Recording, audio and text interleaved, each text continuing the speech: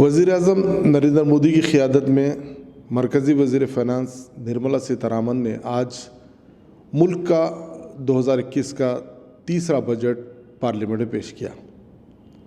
इस बजट पर अक्सर व बेशतर सियासी क़ायदीन तज़ब्ज़ुब का शिकार हैं कि बजट क्या है, बजट पर क्या बोले, क्या रिएक्शन दें, क्योंकि बजट हर एक हरकस व नाकस की समझ के बाहर है। आज हम बजट क्या है, उसकी हकीकत क्या है और बजट कैसा रहा, इस पर बात करने के लिए मुल्क के सरकर्दा माहिर माशियात प्रोफेसर आमिरुल्लाह खान साहब से बात करेंगे। मैं सबसे पहले प्रोफेसर आमिरुल्लाह खान साहब का मुख्तसर सा तारुफ़ करवा देता हूँ। वो इस वक्त सरकर्दा माहिर माशियात हैं और उन्होंने IAS की डिग्री हासिल की। IAS करने के बाद उत्तर प्रदेश कैडर अलॉट हुआ, 2 साल उन्होंने वहाँ पर खिदमत अंजाम दी। उसके बाद सर्विस से वॉलंटरी तौर पर रिटायरमेंट लिया। उसके बाद यूनाइटेड नेशन ने उनकी खिदमत हासिल की। आज प्रोफेसर आमिरुल्लाह खान साहब मुल्क के सरकर्दा तालीमी इदारों जैसे नलसार यूनिवर्सिटी, जो मुल्क की सरकर्दा कानून की यूनिवर्सिटी, वहाँ पर doctor Marri Chenna Reddy institute of human resource development ISB तरह कई एक इदारों से वाबस्ता हैं, उसके फैकल्टी हैं और मुल्क के आने वाले नस्ल जो इक़्तिदार की ज़म्मा क़यादत संभालने वाले, उनकी तरबियत के फ़रीज़े को खुशगवार तरीक़े से अंजाम दे रहे हैं। और उसके अलावा उन्हें मिल्लत का दर्द है, उसके लिए उन्होंने गैरों के मुख्तलिफ़ उमूर पर जवाब देने के लिए एक बेहतरीन रिसर्च इंस्टीट्यूट क़ायम किया है। उसके ज़रिए वो मुख्तलिफ़ मौज़ूआत पर एक पैनल के ज़रिए तहक़ीक़ करते हैं और उसका जवाब देते हैं और उसके साथ ही साथ वो क्या करना चाहिए हिंदुस्तान की आवाम के लिए, मुसलमानों के लिए, अक़लियतों के लिए, उस पर कई एक मौक़ों पर उन्होंने इज़हार ख़याल किया और रिसर्च का काम कर रहे हैं ताकि उनके जो मसाइल हैं सिर्फ हैं के क्वेश्चन के साथ उसको रखना नहीं है मगर उसको हल करना कैसे, उस पर वो काम कर रहे हैं। तो आइए मैं INN चैनल के आज के बजट के इस खुसूसी प्रोग्राम में प्रोफेसर आमिरुल्लाह खान साहब का खैर मक़दम करता हूँ। आमिरुल्लाह खान साहब, चूँकि मैं चाहता था कि आपसे तफसीली तौर पे आपके बैकग्राउंड पर बात करूं, लेकिन आज का मौजू ऐसा है कि कौमी हिंदुस्तान का बजट पेश हुआ है और कई एक एक्सपर्ट जिसको हम मानते हैं या ट्रेड कामर्स के बॉडीज़ हैं, वो भी इस पर इज़हार ख्याल करने से गुरेज कर रहे हैं क्योंकि बजट क्या है अभी तक वो लोग समझ ना सके। क्योंकि आज 2 इंडस्ट्रियल कामर्स के जो बॉडीज़ हैं जो रेगुलरली बजट को वॉच करते हैं और उसमें इमीडिएटली 15 मिनट रिएक्शन देते हैं, आज उन लोगों से बात किया तो वो लोग मजबूरन अपने रिएक्शन दिए क्योंकि उन्हें बजट क्या है, निर्मला सीतारमण ने बजट कहाँ से शुरू किया, बजट क्या देना चाह रहे हैं, कौन से सेक्टर डेवलप करना चाह रहे हैं, वो तज़ब्ज़ुब में है, सही तौर पर वाज़ेह नहीं है। तो मैं चाहूँगा कि आप हमारे नाज़रीन को बजट, उसकी हकीकत और आज निर्मला सीतारमण जो बजट किया उस पर रोशन। बहुत शुक्रिया आपका। बजट के बारे में मैं ये कहना चाह रहा था सारे नाजरीन से कि बजट एक्चुअली बड़ा आसान सा डॉक्यूमेंट होता है। बजट में होता क्या है, बजट में हम एक तरफ ये लिखते हैं कि हमने खर्च कितना किया या खर्च कितना करने वाले हैं और दूसरी तरफ लिखते हैं कि हम कमाने कितना वाले हैं। कोई भी आम आदमी एक पर्चे में लिखता है कि मेरी आमदनी 5,000 रुपये होगी और दूसरे पर्चे में लिखता है कि ये 5,000 मैं किस तरह खर्च करने वाला हूँ। कभी ये खर्च उसी तरह होता है जितना जैसे हम चाहते हैं, कभी ये खर्च ऐसा कभी बढ़ जाता है या घट जाता है।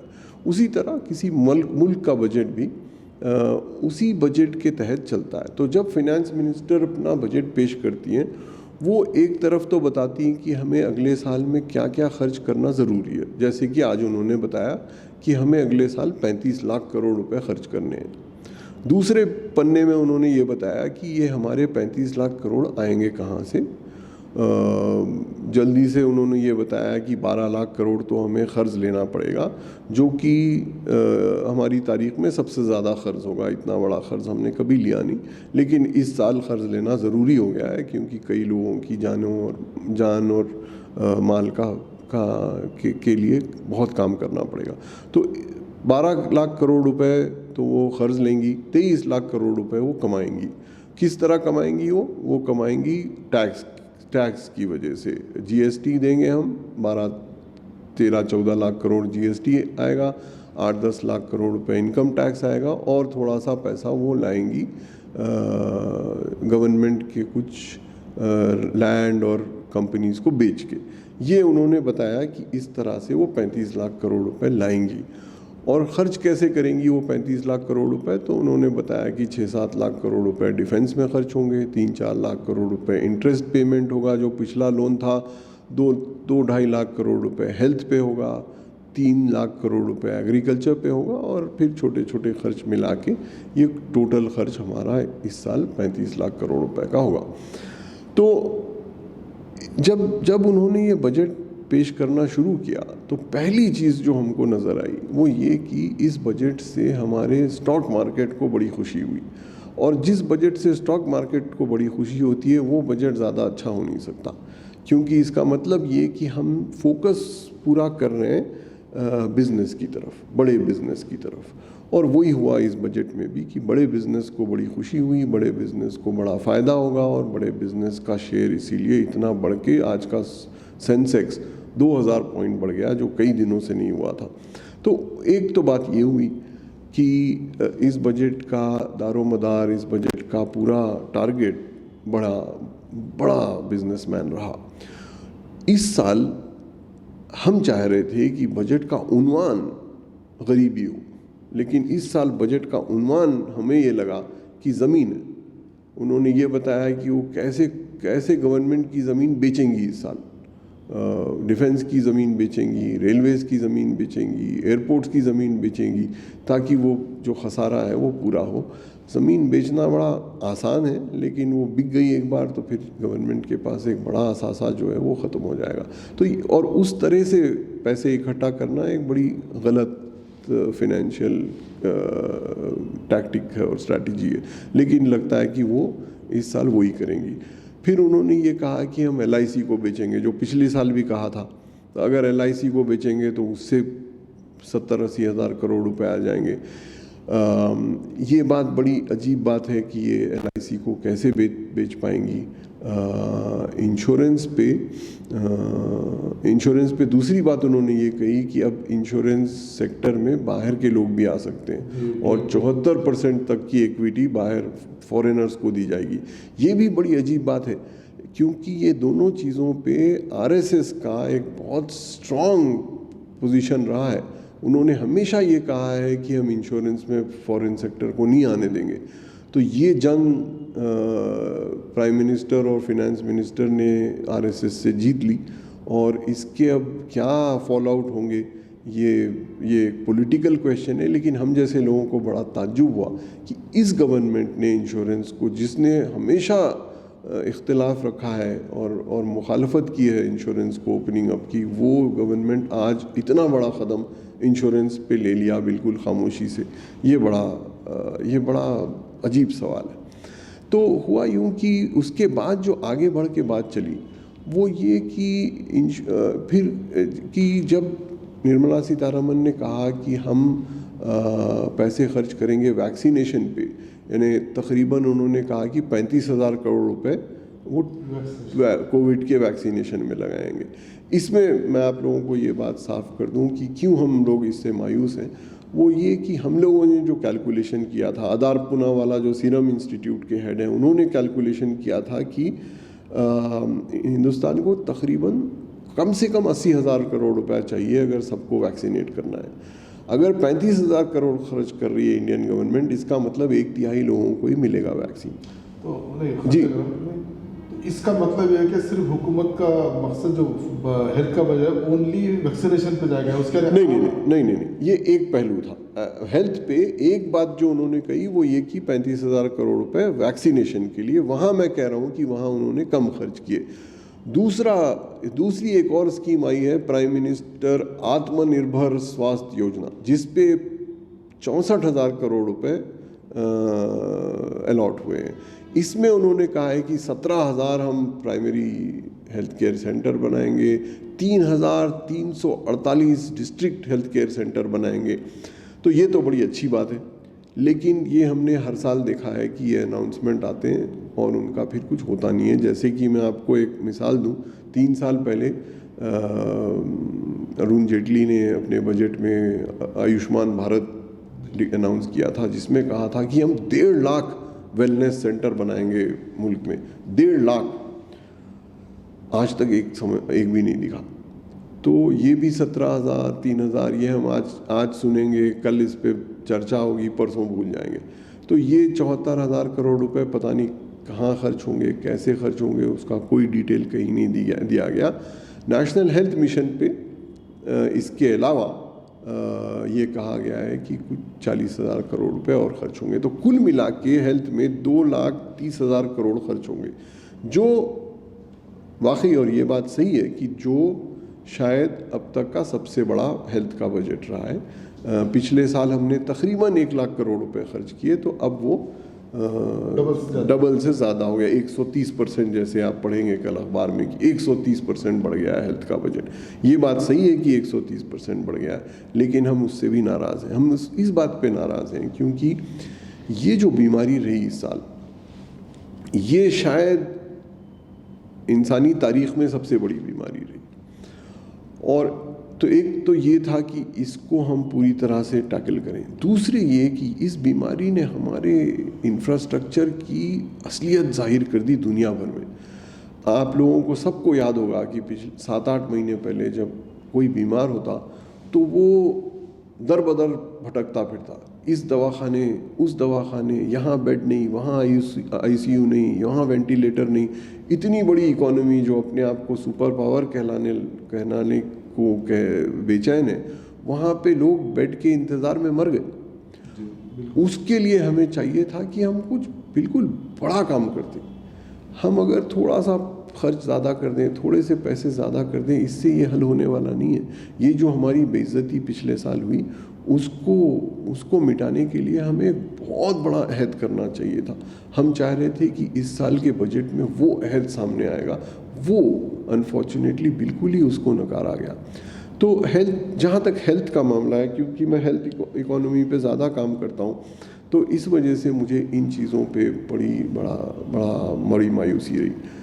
जो तीसरी बात मैं कहना चाह रहा हूँ वो ये कि इस साल का जो हेडलाइन रही वो तो रही कोविड, लेकिन एक्चुअली जो इसकी मार पड़ी वो उन लोगों पे ज़रूर पड़ी जिन्होंने अपनी ज़िंदगी खो दी, लेकिन उन लोगों पे ज़्यादा पड़ी जिन्होंने अपनी नौकरी खो दी। और ऐसे करोड़ों लोग हैं। यानी हमारे पास जो सबसे अच्छा एस्टीमेट है वो ये कहता है कि 18 करोड़ नौकरियां गायब हो गई। अब अगर इतने लोग, 180 मिलियन लोगों की अगर नौकरियां चली जाती हैं, तो आप सोचिए कि उस मुल्क का क्या हाल होगा। 10 करोड़ लोग ऐसे थे पिछले साल जो भूखे सोते थे रोज, 10 करोड़। इस साल वो 16 करोड़ हो गए।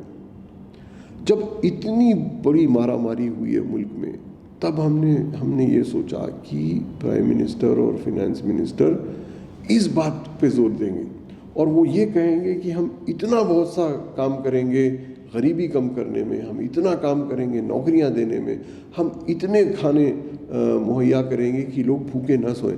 लेकिन इन तीनों चीज़ों का ज़रा सा भी जिक्र इस बजट में नहीं रहा। ये बड़ी अजीब बात है। जिक्र किसका रहा?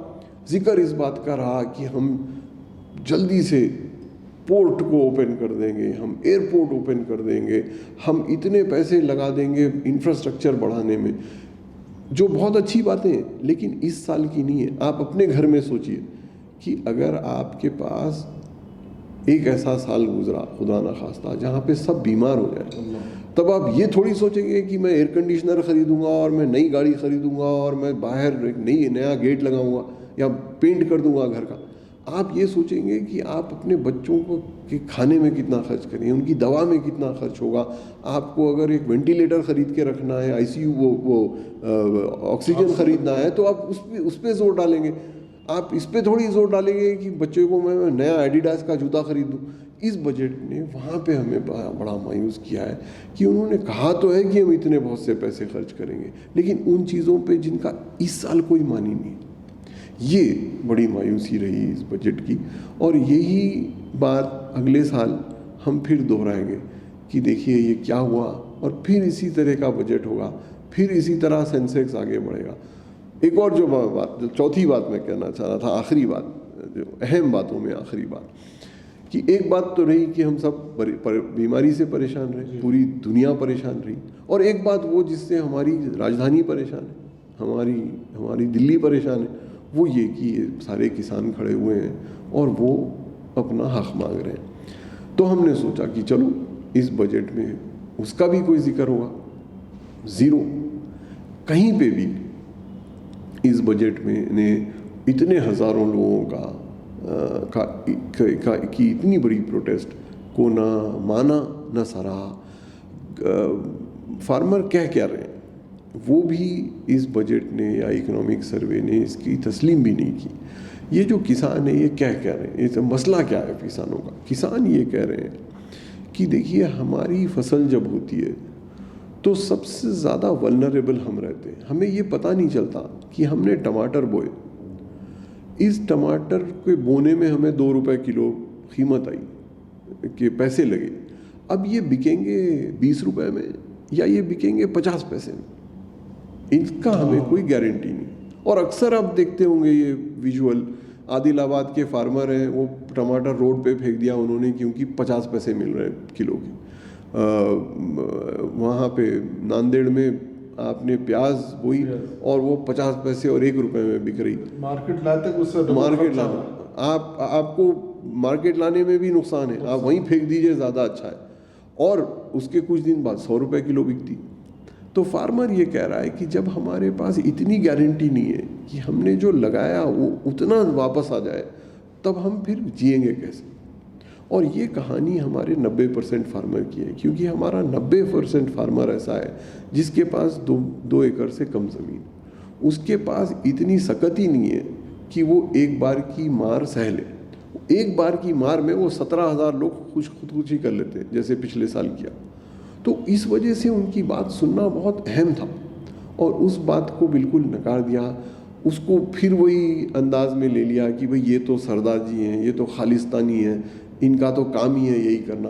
तो उसमें वो जो सारा एक जेन्युइन माशी मसला है किसानों का, उसको ना इकोनॉमिक सर्वे ने जो कल आया था ना आज के बजट ने इसको तस्लीम ही नहीं किया। हम तो चाह रहे थे कि इसका कोई हल निकले उसमें से। उन्होंने यही कहा कि भाई हम जो करते आ रहे हैं वही करेंगे। तो ये जो थे बड़े बड़े मसले, इनको नज़रअंदाज करना, ये हमारे मुस्तकबिल के लिए कोई बहुत कंसर्निंग एरिया है। इसकी वजह से हमें ये महसूस होता है कि जो हमारी इकोनॉमी एक स्लाइड होती आ रही है वो शायद कंटिन्यू करे। मैं ये बात आप लोगों को वाजे कर दूं कि अक्सर लोग ये समझ रहे हैं, ये समझते हैं, ये लिखते हैं कि हमारी माशी हालत 2020 में ख़राब हुई। ये बात अपने तौर पे तो सही है, लेकिन ये बात उस बात को ढक देती है कि हमारी माशी हालत 4 साल से गिरती जा रही है। 2016 के बाद से हमारी मईशत एक स्लोप पे आ गई। हमारी बेरोज़गारी बढ़ने लगी, हमारे एक्सपोर्ट कम होने लगे, हमारे इंपोर्ट कम होने लगे। हमारे जो व्यापारी हैं वो अपने घर में यानी अपने मुल्क में इन्वेस्ट करना उन्होंने बंद कर दिया, वो जाके इन्वेस्ट अप कर रहे हैं बांग्लादेश और तंजानिया में। तो उस वजह से हमारी मुल्क की हालत, जब से डिमोनेटाइजेशन हुआ तब से हमारी इकोनॉमी की हालत कमज़ोर होती जा रही। इस साल तो रीढ़ की हड्डी टूट गई। तो ये जो हमारी इकोनॉमी का हाल हुआ है, इस इकोनॉमी के सुधरने में अभी बहुत टाइम लगेगा। 3 साल तो कम से कम लगेंगे। अब इन 3 सालों में हम कैसे बचाएंगे लोगों को, ये इस बजट ने तो इसका जवाब नहीं दिया। क्या इसका रीज़न यही है या ये तो नहीं कि जैसे अदानी या बड़े बड़े विजय माल्या वगैरह जो लाखों करोड़ों पे कर्ज लिए और बगैर वापस करके बाहरी मुल्क अपने उसको इन्वेस्ट किया और वहाँ पर शिफ्ट हो गए, और ईडी या हुकूमत उनको जो है पकड़ के लाने और यहाँ पे उनसे वापस लेने के लिए कोई कोशिश नहीं करे, जो लाखों करोड़ रुपए उन्होंने डुबा दिया, क्या वो इस इकोनॉमी को बर्बाद करने का हिस्सा तो नहीं? उस बहुत अच्छा सवाल किया आपने। आप देखिए कि अगर आप ये जोड़ें, ये सारी रकम जो नीरव मोदी के 12,000 करोड़ और विजय मल्या के 8,000 करोड़ और फलाने के 30,000 करोड़, अगर आप ये जोड़ें तो हमारे बैंक्स के पास अब तकरीबन 9 लाख करोड़ ऐसे हैं जिनका आता पता नहीं है। ये वो पैसे हैं जहाँ बैंक ने लोन दिए बड़े बड़े लोगों को, बड़े लोन, और ये लोग लेके भाग गए। तो इस वजह से हमारी बैंकिंग सेक्टर की हालत बहुत कमज़ोर है। आपने बहुत अच्छा किया ये सवाल किया, क्योंकि इसकी वजह से मैं एक और चीज़ पे आप लोगों की नज़र डालना चाह रहा हूँ कि एक जगह पे फाइनेंस मिनिस्टर ने इस बात का एतराफ़ किया है कि हाँ हमारी बैंकिंग कमज़ोर है, लेकिन उन्होंने क्या किया उसके लिए ये कहा कि हम बैंक को 20,000 करोड़ रुपए देंगे। 20,000 करोड़, आपके पास 10 लाख करोड़ गायब हैं, आप 20,000 करोड़ देके क्या फ़ायदा, क्या वो करेंगे? अगर आपकी गाड़ी ख़राब हो जाए, आपका इंजन पूरा जल जाए और मैं आके आपकी स्टेपनी में हवा भर दूँ, उससे आपको क्या फ़र्क पड़ेगा? यही फाइनेंस मिनिस्टर ने किया है।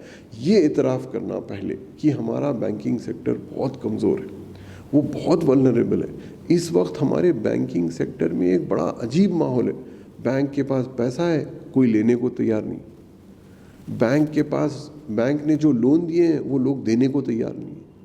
तो उस वजह से हमारी इकोनॉमी में एक ऐसा स्लाइड आ गया है कि कोई नया इन्वेस्टमेंट हो नहीं रहा है, और इन्वेस्टमेंट के लिए बैंकिंग सेक्टर का मजबूत होना बहुत ज़रूरी होता है। ये बात हमारी गवर्नमेंट को या तो समझ में नहीं आती या वो कुछ करना नहीं चाह रहे हैं उसमें। जब तक एक बैंकिंग सिस्टम आपका बहुत मजबूत ना हो, तब तक इकोनॉमी में ग्रोथ आना नामुमकिन के बराबर है। एक और बात मैं आप लोगों को याद दिला दूं कि ये जो बैंकिंग और इन्वेस्टमेंट में कमी आई है, वो एक बड़ी कंपनी के गिरने से आई। एक बड़ी कंपनी 3 साल पहले अचानक गिरी। ये बहुत बड़ी कंपनी थी। पिछले 25 साल से जितने बड़े इन्वेस्टमेंट हुए इंफ्रास्ट्रक्चर में, वो सारे इस कंपनी ने किए। इसका नाम था ILFS। ये जब शुरू हुई थी तो इसका फुल फॉर्म था infrastructure leasing and financial services. ये दो नॉन बैंकिंग फाइनेंशियल कंपनीज कहते हैं, कोई बैंक नहीं थे, लेकिन ये बहुत बड़े लोन दिया करते थे। जब इतनी बड़ी कंपनियां मर जाती हैं तो फाइनेंस नहीं मिलता लोन। जब आपके पास लोन नहीं है तो आप फिर नया कंपनी, नई फैक्ट्री लगाएंगे कैसे? ये बड़ी वजह है हमारी इकोनॉमी की जो गिरावट रही है। इंडिया 4-5 साल पहले दुनिया की सबसे फास्टेस्ट ग्रोइंग इकोनॉमीज में था। अब दुनिया की स्लोएस्ट ग्रोइंग इकोनॉमी में से एक है। बल्कि इस साल 2 ही ऐसी इकोनॉमी है जो नेगेटिव इकोनॉमीज है, इंडिया और इंग्लैंड, यूनाइटेड किंगडम। नहीं, ये इतने बड़े इकोनॉमिकल मिनिस्टर फाइनेंशियल बैंकिंग थे, इनको मुआखजा करने यानी अकाउंटेबिलिटी का पूरा मौका था। हुकूमत उन पर मुसलसल ऑडिट या काग के जरिए RBI पूरा कंट्रोल कर सकती थी। तो क्या ये वांटेडली इसको ख़त्म किया गया? अब ये अगर आप सबूत देखें तो ये बिल्कुल जाहिर है कि इतने बड़े खर्च, इतने बड़े लोग जिनकी हर मिनट की खबर सबको रहती है, वो एक दिन गायब हो जाते हैं। वो एक दिन बाकायदा एयरपोर्ट जाके हवाई जहाज़ में बैठ के चले आते हैं। आप एक मोटरसाइकिल का लोन लेके दिखा दें मुझे और 2 EMI पे मत करिए, आपके पीछे 50 लोग लग जाएंगे। आप में से कई लोगों ने देखा होगा, आप 1-2 EMI मिस करिए, 3 दिन से मिस करिए, 10 फ़ोन कॉल और कोई घर पहुंच जाता है, मोटरसाइकिल लेके चले आते। ये लोगों ने 10-10 हवाई जहाज़ खरीद लिए और उनको कोई पूछने वाला नहीं। तो ये तो बिल्कुल यानी बड़ी साफ सी जाहिर सी बात है कि आखिर ऐसा हुआ क्यों और ऐसा क्यों होने दिया। ये हम जैसे लोगों को समझाने की ज़रूरत ही नहीं है। ये तो आप देखिए, आपको खुद समझ में आ जाएगा कि क्या हुआ।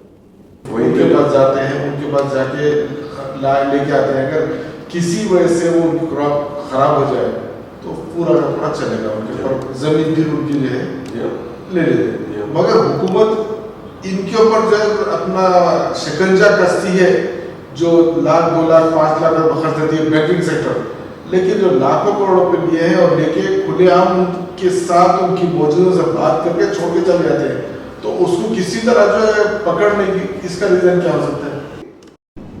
अगर आप वाकई लोन लें तो हमारा बैंकिंग सेक्टर आपको लोन लौटाने में कोई मदद नहीं करता, बल्कि आपको ये कोशिश करता है ये बताने के लिए कि आप ये पैसे लेके भाग जाइए। अगर आपने ज़्यादा पैसे लिए हो तो इंसेंटिव जो है वो लोन नहीं लौटाने का है। वो अजीब बात है, वो जो लोन नहीं लौटाता उसको बैंक जाके दोबारा लोन देता कि भाई आपने 5,000 करोड़ रुपए लौटाए नहीं, ये लीजिए 2,000 करोड़ रुपए और लीजिए। 7,000 करोड़ रुपए ले लिया आपने, अब आप कह रहे हैं कि नहीं चल रहा है आपकी बिजनेस, ये लीजिए 3,000 करोड़ और लीजिए और चलाइए बिजनेस। तो उस वजह से वहाँ पे हम एक उल्टी लॉजिक अप्लाई करते हैं। कोई छोटा व्यापारी है, छोटा किसान है, उससे कहते हैं नहीं नहीं पहले वो 2,000 रुपये लौटाओ फिर हम आपको 2,000 रुपये देंगे। तो ये एक बड़ी इन्वर्टेड सी लॉजिक है जिसकी वजह से हमारा बैंकिंग सेक्टर इतनी बुरी हालत में है। इसकी कई वजूहत हैं। बैंक में पॉलिटिकल इंटरफेरेंस बहुत ज़्यादा है। आप जाके कहते हैं मुझे 10,000 करोड़ रुपए चाहिए और फ़ोटो बताते हैं कि मैं प्राइम मिनिस्टर के साथ बैठा हुआ हूँ तो वो दे देते हैं आपको, ये जानते हुए कि ये लोन की कोई अहमियत नहीं, कोई वैल्यू नहीं। नीरव मोदी के साथ यही हुआ, वापस से कोई गारंटी नहीं है, लेकिन चूंकि उन्होंने फ़ोटो बताया वो उनको मिल गया लोन।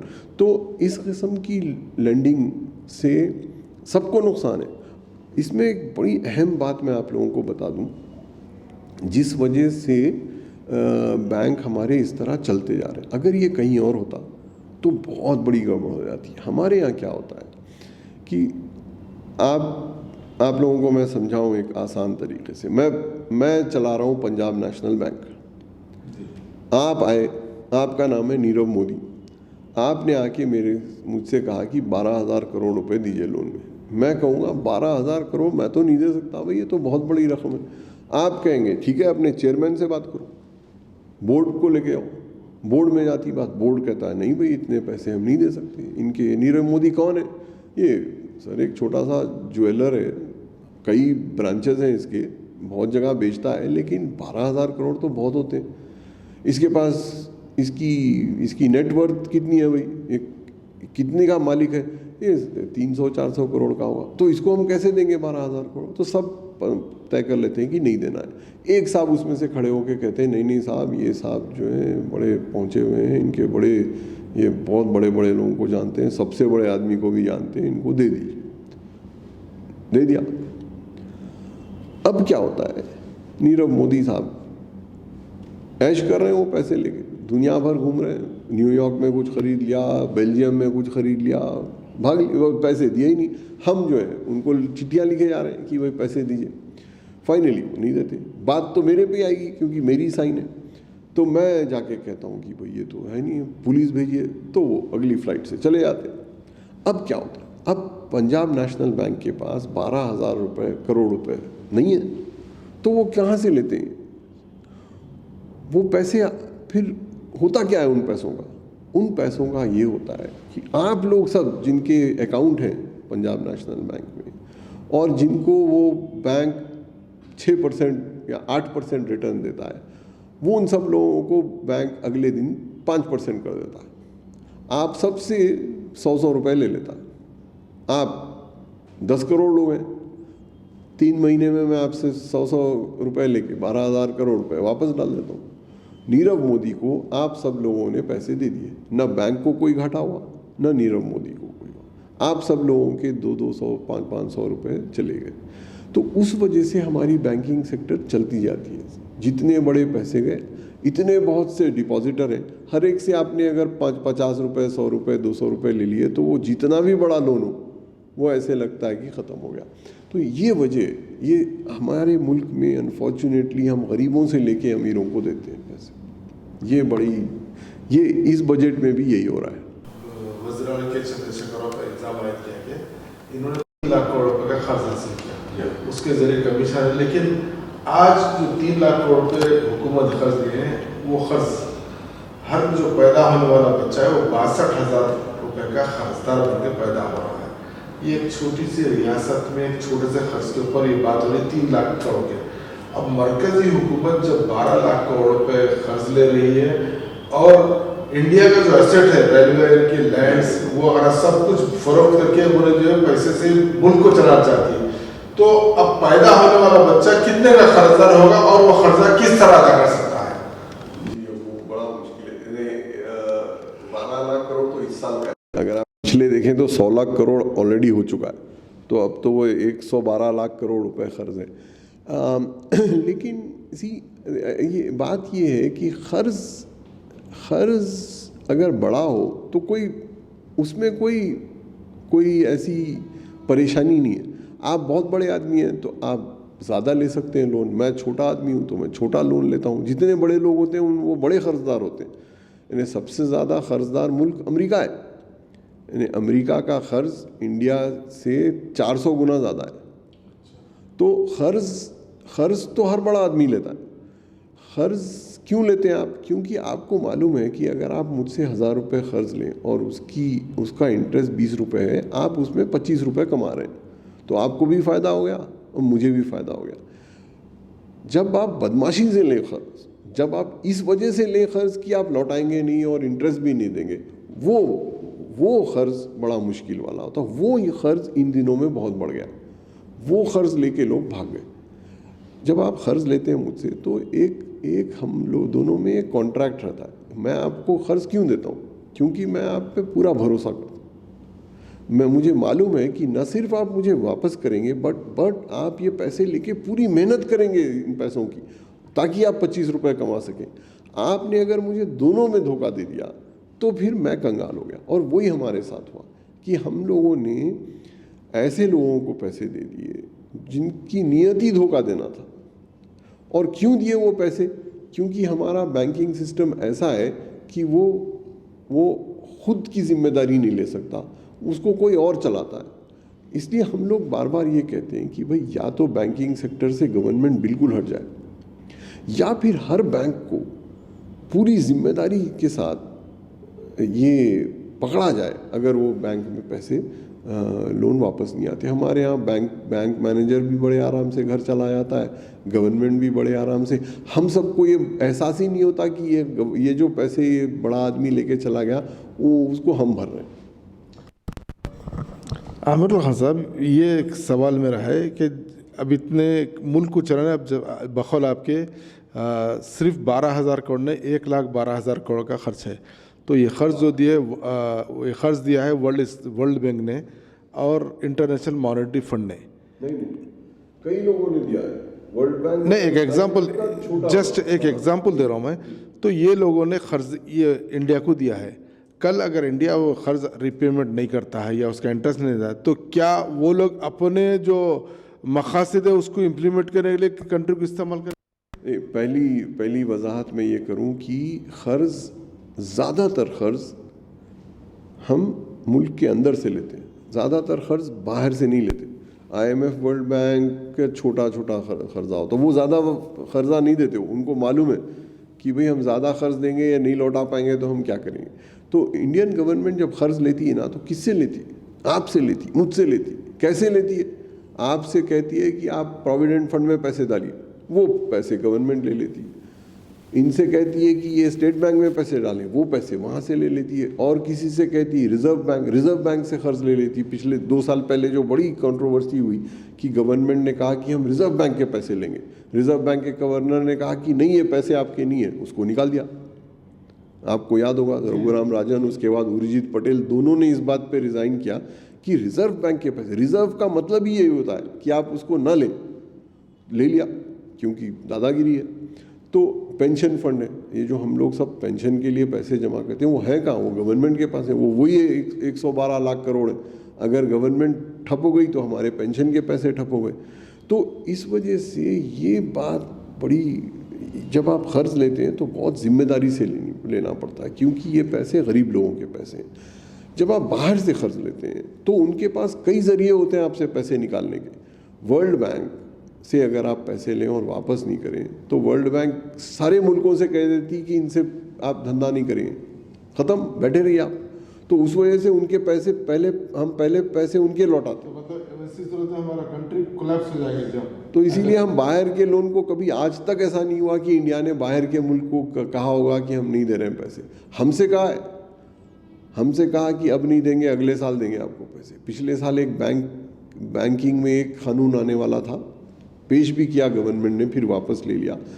उसमें ये था कि अगर आप बैंक को जाएं और बैंक मैनेजर के पास 5,000 रुपये रखे हुए हैं उसकी लॉकर में, और आप चेक दें 8,000 रुपये का, तो बैंक मैनेजर आपसे कहता है कि भाई सॉरी, आप 5,000 रुपये लीजिए, 3,000 रुपये मैं आपको 5 साल के बाद दूंगा। ऐसा कानून आने वाला था। जैसे ही ये कानून आया, कई लोगों ने पैसे बैंक से निकाल लिए, तो फिर वो वापस ले लिया गया। तो ये हम सब के साथ तो कर सकती है गवर्नमेंट, लेकिन बाहर के गवर्नमेंट के साथ नहीं कर सकती। कर्ज बड़ी जिम्मेदारी के साथ लेना पड़ता है। कर्ज जब आप लेते हैं तो आपको पूरा यकीन होना चाहिए कि मैं इस कर्ज की भरपाई कर पाऊँगा। अगर आप नहीं कर सकते तो या तो आप चोरी से भाग जाएंगे या खुदकुशी कर लेंगे। और यही दो सूरत हाल समझ में आ रही है हमको। जो बदमाश हैं वो भाग रहे हैं, जो शरीफ हैं वो खुदकुशी कर रहे हैं। और इसके लिए हमारी गवर्नमेंट बिल्कुल टस से मस नहीं हो रही। इसका मतलब है कि अब जो बजट पेश किया गया है वो आम आदमी के बस का नहीं है, आम आदमी के लिए नहीं है। गवर्नमेंट इसके ज़रिए जो आम आदमी के पैसे को इस्तेमाल करते हुए अपने हल्के हाशिया बरदारों को फ़ायदा पहुंचा रही है। ये बजट उनके लिए बनाया गया है। जैसे कि आपने कहा कि आज सिर्फ एक ही दिन में 2000 पॉइंट एक्सचेंज जो है सेंसेक्स उठ गया है। तो इसका मतलब है कि आज का जो बजट है वो बजट सिर्फ अपने हाशिए बरदारों को हुकूमत के और प्रमोट करते हुए और आवाम के पैसा लेके डूबने के भागने के लिए उनके लिए रास्ते फराहम। ये अगर नीयत अच्छी भी हो गवर्नमेंट की तो क्या, तो हम इन सब नंबर्स को देख के ये समझ में आता है कि गवर्नमेंट को माशी इश्यूज पे कोई नहीं पता, इसीलिए वो बिल्कुल ऐसे ऊटपटांग चीजें करती है। जैसे वो डिमोनिटाइजेशन था कि किसी ने कह दिया कि ये नोट आप बंद करो, माशी हालत सुधर जाएगी। तो ऐसे जो जो जो नौसिखिए होते हैं, जो क्वैक डॉक्टर होते हैं, जो कहते हैं भैया एक टांग पे खड़े हुए ही आपका कैंसर ठीक हो जाएगा, वो उस किस्म की गवर्नमेंट है कि ये वो कोई झाड़ फूक में यकीन बहुत होता है कि हम ये कर देंगे तो अच्छा हो जाएगा, वो कर देंगे। इसमें कोई जो ठोस रिसर्च की ज़रूरत होती है, जो ठोस अंडरस्टैंडिंग की ज़रूरत होती है, वो मिसिंग है। तो नीयत, शायद नीयत अगर अच्छी भी रही, लेकिन हमारे गवर्नमेंट की आइडियोलॉजी, पॉलिटिकल आइडियोलॉजी ये है, ये समझना बड़ा इंपॉर्टेंट है। दो चीज़ें हैं जो हमारी इस गवर्नमेंट को डिफाइन करती हैं। एक चीज़ ये है कि हमारी गवर्नमेंट ये समझती है, और बिल्कुल पूरी साफ नियति से ये समझती है कि अगर अमीर लोग अमीर हो जाए और अमीर हो जाए तो गरीब लोग भी बेहतर हो जाए। ये गवर्नमेंट का सोचना है कि अगर आप देखिए, जब मेरी तनख्वाह बढ़ने लगी तो मैं अपने मुलाजिमों की भी तनख्वाह बढ़ाऊँ, ये उनका अजम्पशन है। ये एक पॉलिटिकल आइडियोलॉजी है जो कई मुल्कों में देखी जाती है। प्योर कैपिटलिस्ट आइडियोलॉजी ये होती है कि आप बड़े लोगों की तनख्वाह बढ़ाइए, उनकी वजह से उसको कहते हैं ट्रिकल डाउन, कि जब ऊपर का रिजर्वायर भरने लगेगा तो पानी जो टपकेगा तो नीचे भी पानी जमा होगा। लेकिन वो नीचे वाला कब तक इंतजार करेगा? तो हुकूमत टपकने के इंतजार में वो कहते हैं, और ये बाकायदा कहते हैं, बाकायदा जाहिर करके बोले, लाउडली कहते हैं कि भाई हम चाह रहे हैं कि ये जो वेल्थ क्रिएटर होगा, प्राइम मिनिस्टर साहब को सुनिए, वो अक्सर कहते हैं we will encourage the wealth creator, कि जो जो जो बड़ा आदमी है, जो सरमायादार है, उसका सरमाया हम बढ़ाएंगे तो वो उसमें से कुछ बांटेगा। दूसरी आइडियोलॉजी, तो ये एक तरीका है। इसमें मैं ये नहीं बताना चाह रहा हूँ कि ये गलत है या सही, ये एक तरीका है जो कई मुल्कों ने अपनाया है। दूसरा इनका आइडियोलॉजिकल मसला ये है कि ये कहते हैं कि कीमतें नहीं बढ़नी चाहिए, कीमतें कम रहनी चाहिए। इसीलिए आप देखिए कि पिछले 6-7 साल से कीमतें नहीं बढ़ी।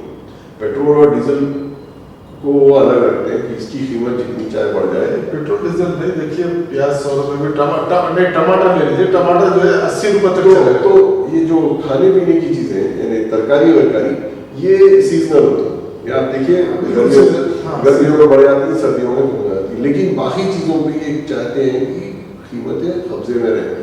घर के वैल्यूज में लैंड डील, हैदराबाद को छोड़ के अगर आप पूरे इंडिया में देखें तो ज़मीन और घर की कीमतें आधी हो गई पिछले 6 साल, आधी दिल्ली में, मुंबई में अगर।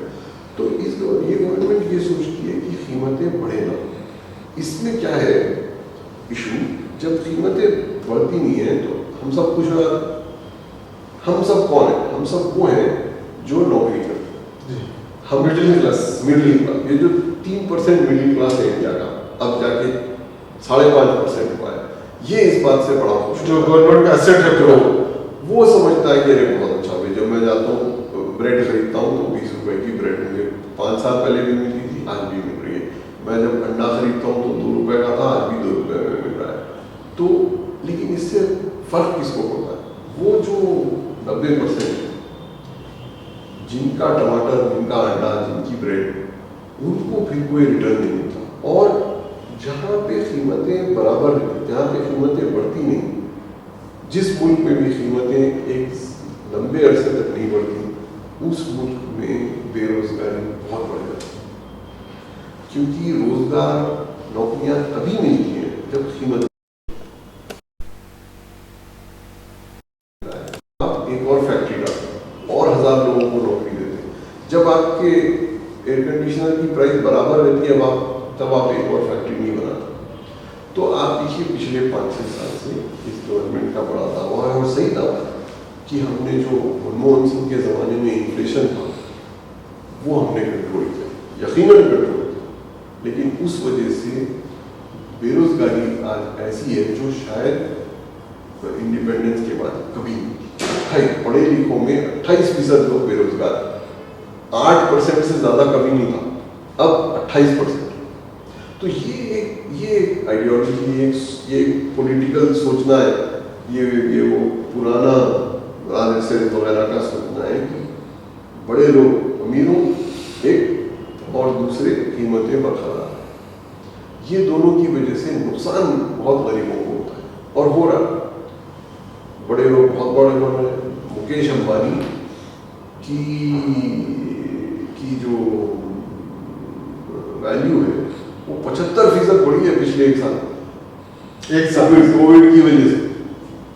तो ये जो बड़े लोग हैं, और ये दुनिया भर में आप देखिए जो बड़े बिलियनर लोग थे, अरबपति लोग थे, वो तकरीबन 50%, यानी आप सोचिए आपके पास 1 अरब रुपया है, अब आप एक साल में आधा अरब और आ गए, जबकि बाकी पूरी आबादी भूखों मर गई।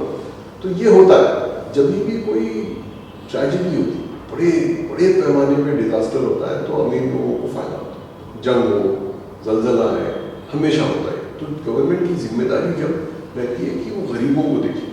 इस बजट से जो बड़ी मायूसी हुई है वो ये कि इस वक्त भी गवर्नमेंट उन्हीं को देख रही है। कम से कम इस वक्त तो उन लोगों को पे नजर डालती जो बीमार है, जो बीपीएल है, जिनके पास नौकरी। अब जैसा आप बताए, पहले जो है बेरोजगारी 8% थी, आज 28%। पढ़े लिखे, हाँ पढ़े लिखे। देखिए अभी तो बढ़ेगा क्योंकि अभी कुछ किया नहीं, लेकिन गवर्नमेंट ये समझती है कि अगर हम बड़े लोगों को सराहें तो वो फैक्ट्रियां बनाएंगे और लोगों को नौकरी देंगे। वो एक तरीका है, लेकिन वो कौन जीता है तेरे जुल्फ के सरोने तक, वो कब लगाएंगे, कब मिलेगी नौकरी। गवर्नमेंट को इमीडिएटली ये चाहिए था कि एक स्कीम है गवर्नमेंट की जिसका नाम है NREGA, Mahatma Gandhi national rural employment guarantee. उसमें क्या होता है कि आप आइए, आप पटवारी को बोलिए कि मुझे नौकरी चाहिए, कानूनन पटवारी को आपको नौकरी देनी पड़ती है। अगर वो 15 दिन तक नौकरी ना दे तो उसको जेल हो जाती है। वो बड़ा अहम कानून है। तो उसमें पिछले साल लाखों लोग, करोड़ों लोग ने, 20 करोड़ लोगों ने वो नौकरी की पिछले साल, और तकरीबन 1.5 करोड़ लोग ऐसे थे जो गए, लेकिन चूंकि गवर्नमेंट के यहाँ पैसे नहीं थे उनको नहीं मिली। हम चाह रहे थे कि इस साल के बजट में वो 20 करोड़ की नौकरियों के बजाय 25 करोड़ के लिए पैसे अलॉट हो। वो गवर्नमेंट ने उसको कम कर दिया। 1.5 लाख करोड़ पिछले साल खर्च किया, इस साल फिर 90,000 करोड़ कर दिया उसको। तो ये बात बिल्कुल समझ में नहीं आई। अगर नौकरियों की फिक्र थी तो एक तो उस फिगर को बढ़ाना था कि गाँव में लोगों को नौकरी मिले, और उसी स्कीम को शहरों में लाना चाहिए था। न तो वो शहरों में स्कीम आई, गाँव में भी उस स्कीम के आधे पैसे कट गए। ये बात बड़ी तशवीशनाक है। इस वजह से इस बजट पे हम जैसे लोग बड़े मायूस हैं। उनको रोजगार नहीं मिला तो उन्होंने गांव जाके काम करने की कोशिश की, उन्हें काम नहीं मिला और ना मैनेजमेंट सैलरी दी। तो इस तरह के जो वाक़ात हैं इसका सद्भाव किस तरह मुमकिन है? इंग्लैंड ने किया, बल्कि कई मुल्कों ने किया है। उन्होंने क्या किया कि आप स्कूल चला रहे, आपसे आके कहा कि देखिए आपके पास 12 टीचर, आप इन 12 टीचर को निकालिएगा। आप कहते हैं कि मेरे पास फीस नहीं आ रही, मैं कहाँ से दूंगा? तो गवर्नमेंट आपसे कहती है कि अच्छा आपके 12 टीचरों की कितनी तनख्वाह? आप कहते हैं भाई 1 लाख रुपया है साल में। तो गवर्नमेंट कहती है ये लीजिए 80,000 रुपये हम ले रहे हैं, आप इनको बहुत निकालिए, आप इनकी 80% तनख्वाह दीजिए सर। ये बहुत से मुल्कों ने किया और सिर्फ अमीर मुल्कों ने नहीं, गरीब अफ्रीकन मुल्कों ने भी किया। हमको ये करना चाहिए। ये ऐसे वक्त पे जहाँ पे इतनी बुरी हालत हो, जब आपको चाहिए कि आप दिल बड़ा रखें, छोटा नहीं। आप थोड़ी ये सोच, जब आपके घर में कोई बीमार, आप क्या करते हैं?